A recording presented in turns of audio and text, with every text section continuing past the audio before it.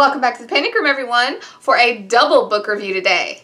And if you checked out the vlog for these books and you watched the almost hour-long video, you're the real MVP.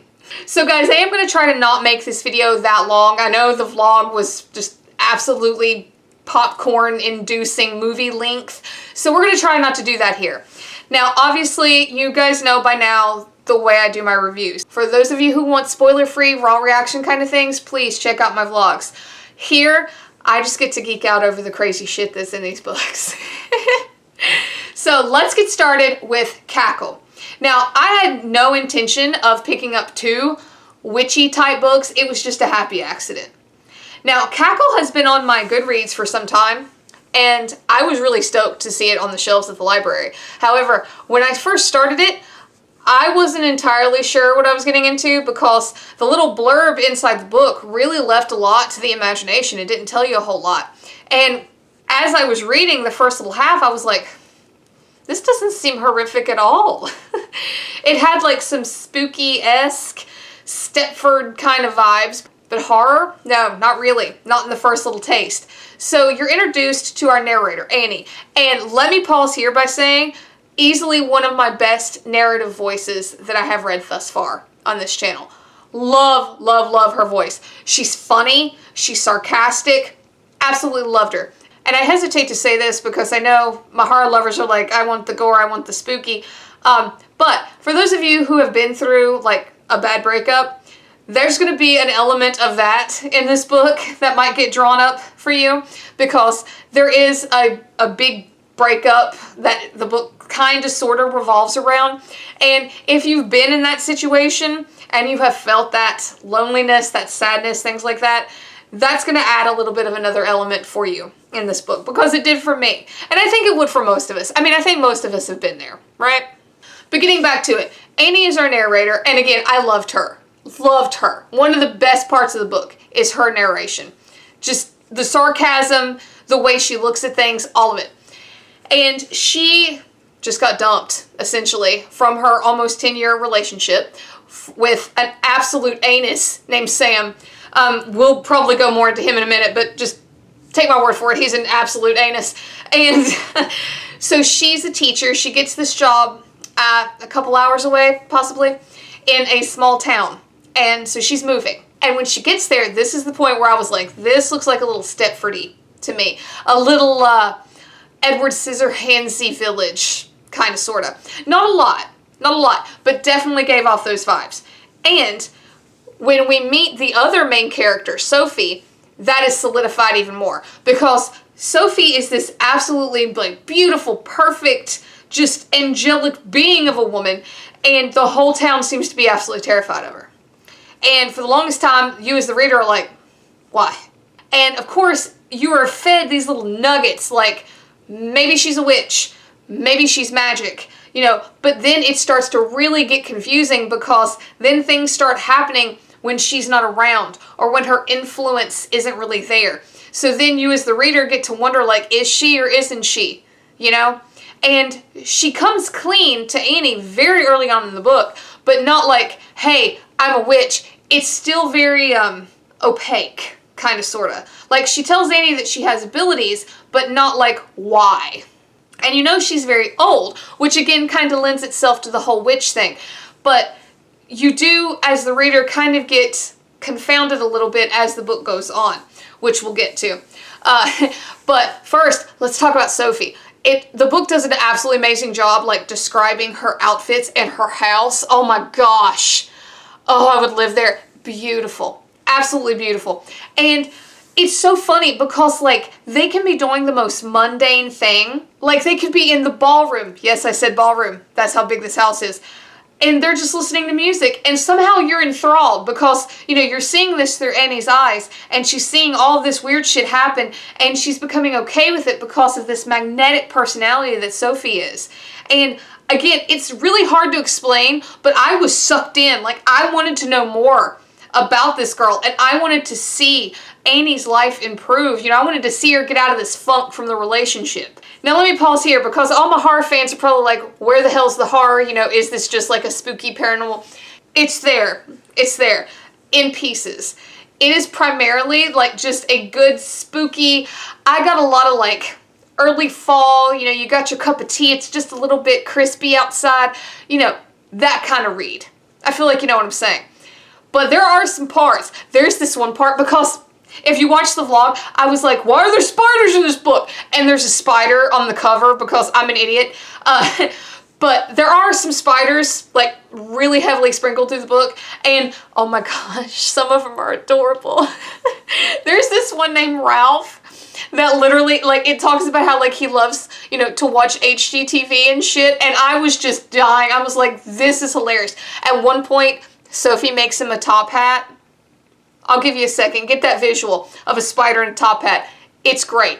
That's cute. I don't even like spiders that much, but that's adorable. So anyway, you see Annie, as the book progresses, kind of becoming, I hesitate to use the word empowered. I feel like that's used far too much in a political sense anymore. But she starts to come back to herself. And, spoilers, essentially you find out that she is very close to the type of woman that Sophie is, because she starts to manifest her own abilities. And in that, you get some wonderfully horrific scenes. The first one is actually because of Sophie. And again, spoilers, Annie's students are giving her a hard way to go. So this one kid in particular, who's just being an absolute anus, he ends up barfing up a spider, and it's great. But the real king to me of the horror scenes in this book is when Annie is set up on a blind date with her, I think it's her principal and the principal's husband, and then like their buddy, and this date is not going well, okay?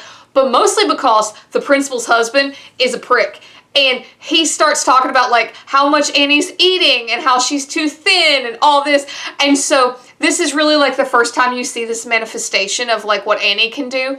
She starts to like make him hawk up bones and shit. Oh, it's awesome.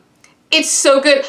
I can't even describe to you. It's just like this man choking on bones, but it's great. And you know what makes it even better? Annie starts like dying laughing, hence the name, Cackle. She starts dying laughing.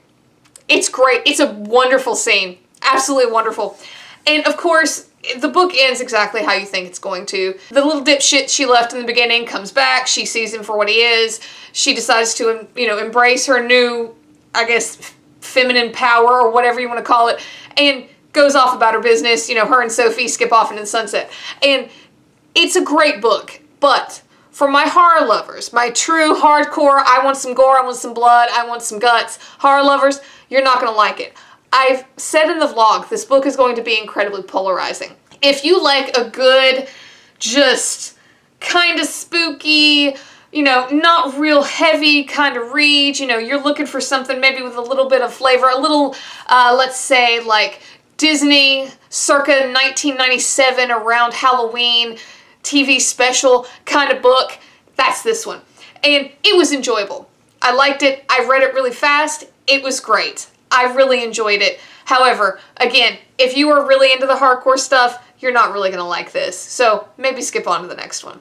So let's get into Slewfoot. Now, I had seen, the two videos that popped in my mind in particular are John over at Books of Blood and Lydia over at Typical Books. Both of them did videos about this.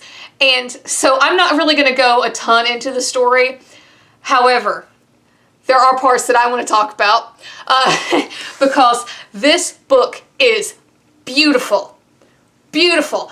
It is like, now I preface this by saying, you guys know I'm a really big like Beauty and the Beast fan. So any kind of thing that involves like the female lead character and some like big creature probably speaks to me on a level that perhaps it doesn't to other people.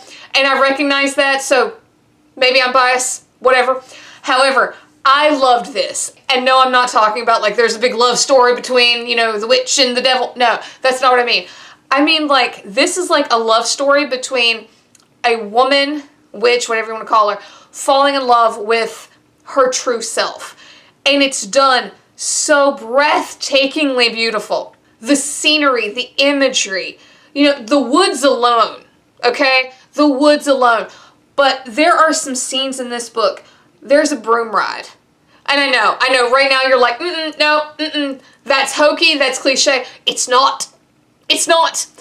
When Abatha, our main girl, our witch character, grabs the broom, and, you know, they're all like, oh, we're gonna go flying. I was like, are you serious? Like, I got some Bette Midler, you know, Sarah Jessica Parker. No hate, I love that movie.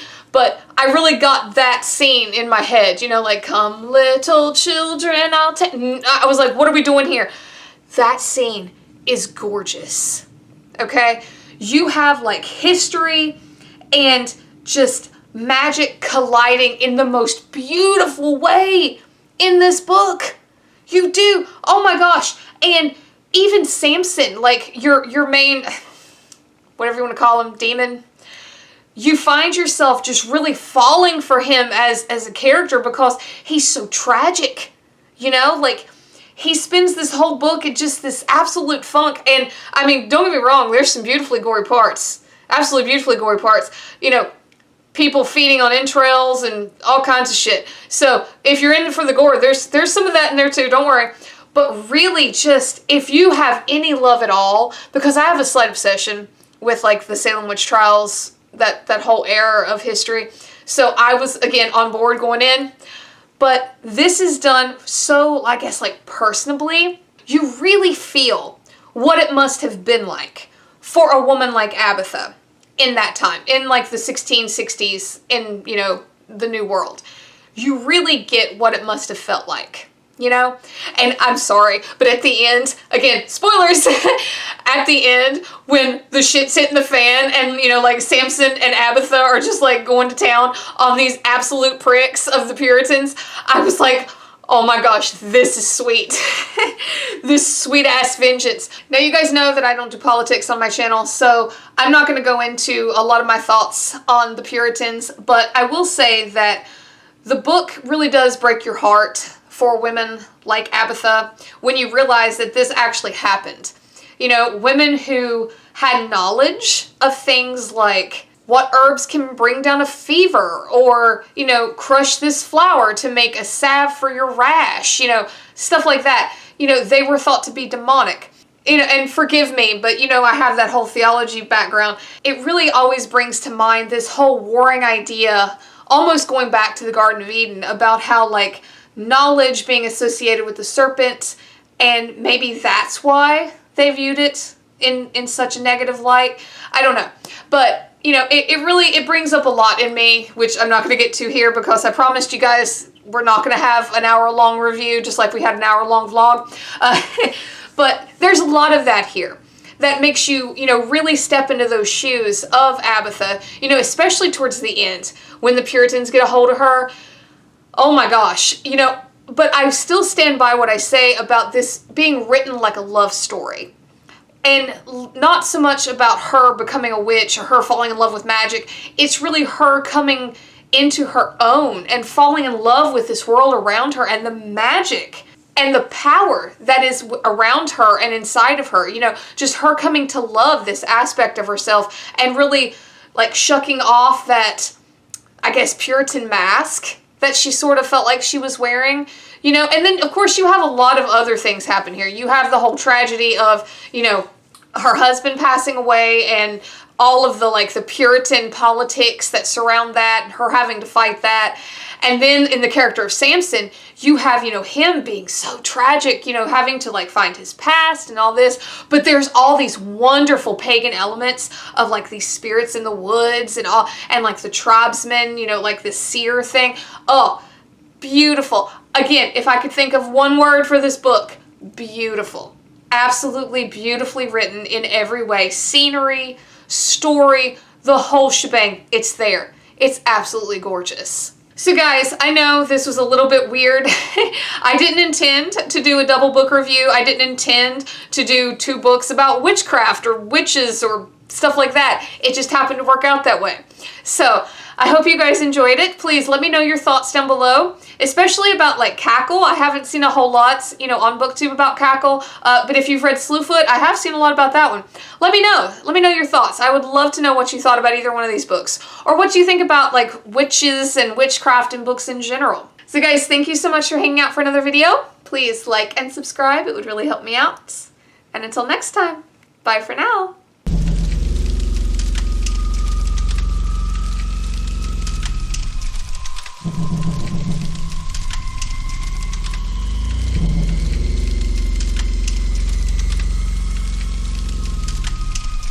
Mm-hmm.